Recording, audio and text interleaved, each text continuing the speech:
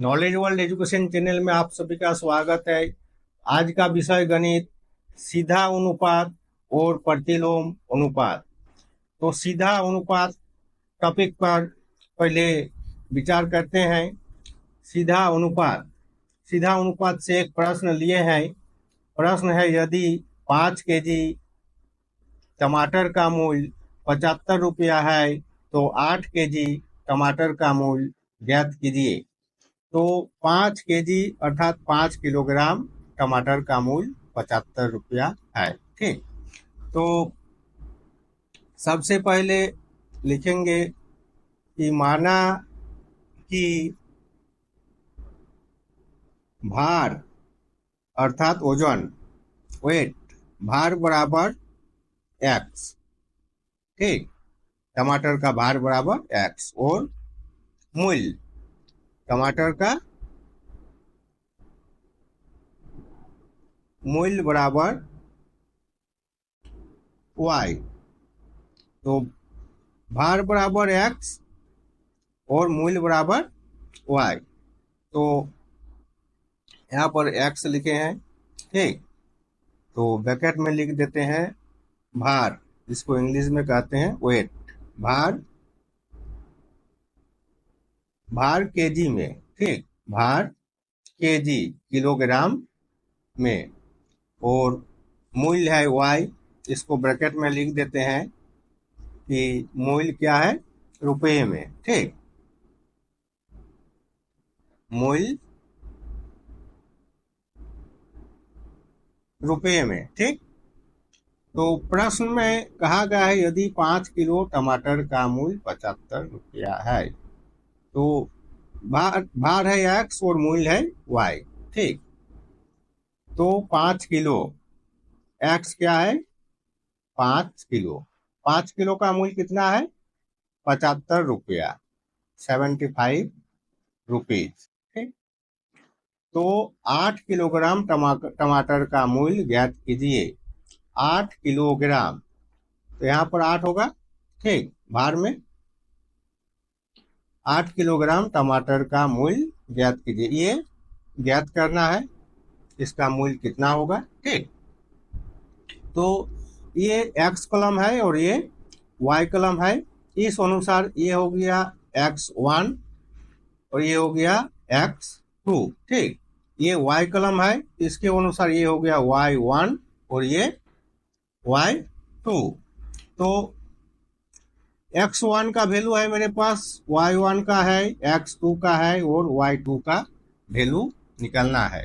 तो सबसे पहले ये जो एक टेबल बनाए हैं, सारणी बनाए हैं, इसको देखकर पता करने होगा कि ये जो प्रश्न मेरे पास है ये सीधा अनुपात का है या प्रतिलोम अनुपात का है। तो इसमें देखिए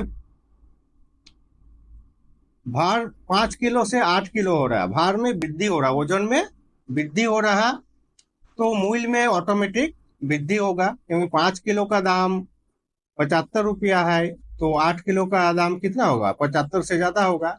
5 किलो का मूल्य 75 रुपया तो 8 किलो का इससे 75 से ज्यादा होगा। तो मूल्य में वृद्धि हो रहा है, भार में वृद्धि हो रहा है तो मूल्य में भी वृद्धि हो रहा है, यानी x के राशि में वृद्धि हो रहा है तो y की राशि में भी वृद्धि होगा। तो दोनों में अगर वृद्धि होगा तो उसको कहते हैं सीधा समानुपात। ठीक, क्या कहते हैं, सीधा समानुपात। तो सीधा समानुपात का फॉर्मूला है x1 by y1 equal to x2 by y2। ठीक, इस फॉर्मूला से सॉल्व होगा सीधा अनुपात के सभी प्रश्नों का। ठीक, तो x y का वैल्यू है 5 बाई कितना है 75 बराबर हो गया x2 यानी 8 बाई y2। ठीक, यहाँ पर और लिख देते हैं और। ठीक, तो इसको वज्र गुना करने होगा, जिसको इंग्लिश में कहते हैं क्रॉस मल्टीप्लिकेशन। क्रॉस मल्टीप्लिकेशन, तो y2 के साथ 5 का गुना होगा, ठीक। 5y2 इक्वल टू हो जाएगा 75 गुना 8, और y2 बराबर हो गया 75 गुना 8 बाई 5। तो 75 को 5 से भागा दे दिए, ठीक।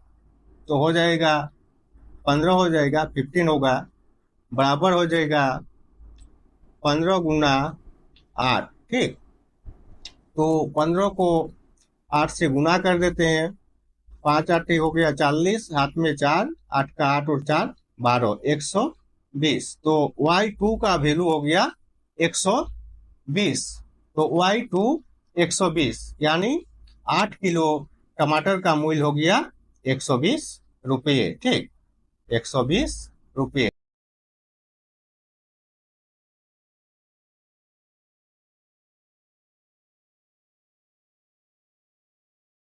तो प्रश्न 2 है प्रतिलोम समानुपात। तो प्रतिलोम समानुपात के एक प्रश्न को सॉल्व करते हैं। तो प्रश्न है 45 आदमी किसी कार्य को 49 दिन में समाप्त करते हैं, तो 35 आदमी उसी कार्य को कितने दिन में समाप्त करेंगे। उसी कार्य सेम है, लेकिन आदमियों की संख्या में चेंज कर दिया जाता है, ठीक। आदमियों की संख्या 45 है, तो 49 दिन लग रहा है, ठीक। तो सबसे पहले लिखेंगे कि माना कि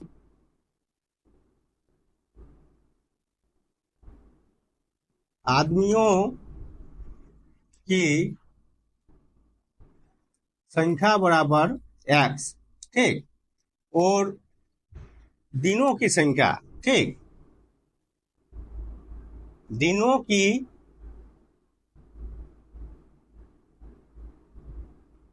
संख्या बराबर y, ठीक। तो यहाँ पर x लिख दिए, यहाँ पर y लिख दिए, ब्रैकेट में लिख दिए आदमियों की संख्या, और y के ब्रैकेट में भी लिख देते हैं दिनों की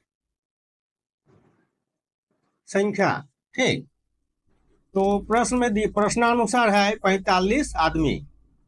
45 आदमी किसी कार्य को कर सकते हैं 49 दिन में, 49 डेज, ठीक। तो बोल रहा 35 आदमी जब 35 होगा, आदमियों की संख्या घटा दिया जाएगा, 35 होगा तो कितने दिनों में काम पूरा होगा, ठीक। तो ये x कॉलम है, तो इसके अनुसार ये हो गया x1 और ये हो गया x2, ठीक। ये y कॉलम है, तो y1 बराबर हो गया और ये y2 बराबर, तो y2 का वैल्यू निकालना है। तो यहाँ पर देखिए, इसको, इस टेबल को पहले देखिए। इस टेबल को देखने से पता चल जाएगा कि प्रश्न सीधा समानुपात का है या प्रतिलोम समानुपात का है। देखिए x क्या है, आदमियों की संख्या, 45 आदमी किसी कार्य को 49 दिन में कंप्लीट करते हैं, ठीक। 45 आदमी 49 दिन में कार्य को कंप्लीट कर देते हैं, लेकिन जब हम आदमी की संख्या घटा देते हैं, उस काम वही है, उसी कार्य को 35 आदमी हम लगा देते हैं कि उसी कार्य को 35 आदमी अगर लगाएंगे तो कितने दिन में कंप्लीट करेगा। तो ऑटोमेटिक ये दिनों की संख्या में वृद्धि हो जाएगा। क्या आदमी की संख्या जब घट गया, काम उतना ही है, तो दिनों की संख्या में वृद्धि होगा। तो देखिए यहाँ पर एक राशि में कमी हो रहा, आदमियों की संख्या में कमी हो रहा, तो दिनों की संख्या में क्या हो रहा, वृद्धि होगा। तो एक में कमी हो रहा तो दूसरे में वृद्धि हो रहा, तो इसको कहते हैं प्रतिलोम समानुपात, एक दूसरे के व्युत्क्रम है, ठीक। इसको व्युत्क्रमानुपात भी कहते हैं।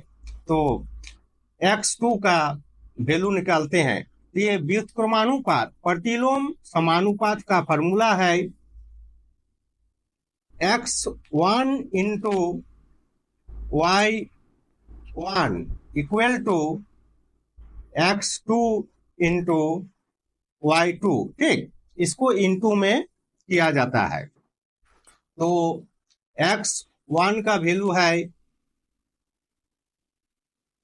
45 और y1 का वैल्यू है 49, बराबर दे दिए। x2 का वैल्यू है 35 गुना y2 का वैल्यू निकालना है। ठीक, तो और y2 इंटू 35 बराबर 45 गुना 49, इसको लेफ्ट इसको राइट ले आए। ठीक है, तो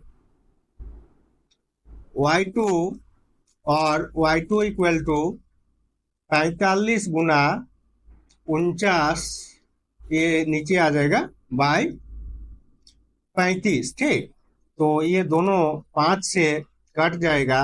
45 को 5 से भागा देते हैं तो 5 ना 45 हो गया। अरे 35 को भी 5 से भगा देते तो 5 साथी 35 हो गया। ठीक, तो ये 49 जो है उसको भी 7 से भगा दे देते हैं तो 7 साथी हो गया 49। ठीक, 7 का 7, 7 साथी 49, तो बराबर हो गया 9 गुना 7। 7 को 9 से गुना कर दिए तो हो गया 63। ठीक, और नीचे एक से भागा दे देंगे तो 63 होगा। तो y2 का और y2 बराबर हो गया 63। अर्थात देखिए y2, यहाँ पर y2 क्या है निकालने बोल रहा है। y2 का वैल्यू हो गया 63। 63 क्या है दिन। ठीक, 63 दिन। तो ये हुआ आंसर। अर्थात 35 आदमी जब लगाएंगे तो 35 आदमी उस कार्य को 63 दिन में कंप्लीट कर सकते हैं।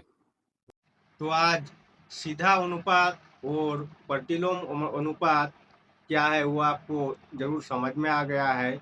सीधा अनुपात वह है जिसमें एक राशि की वृद्धि होती है तो दूसरे में भी वृद्धि होती है। जैसे भार में वृद्धि हुआ 5 से 8 हुआ तो मूल्य में भी वृद्धि हुआ 75 से 120 हो गया है। ठीक, और इधर प्रतिलोम समानुपात वह है जैसे एक राशि में कमी होता है तो दूसरे राशि में वृद्धि होता है। जैसे 45 से 35 हो गया, आदमियों की संख्या 45 से 35 हुआ तो दिनों की संख्या 49 से 63 हो गया। आदमियों की संख्या में कमी हुआ तो दिनों की संख्या में वृद्धि हुआ। इधर देखिएगा कि 35 से 45 हुआ, आदमियों की संख्या में वृद्धि हुआ तो दिनों की संख्या में 63 से 49 हुआ, कमी हो गया।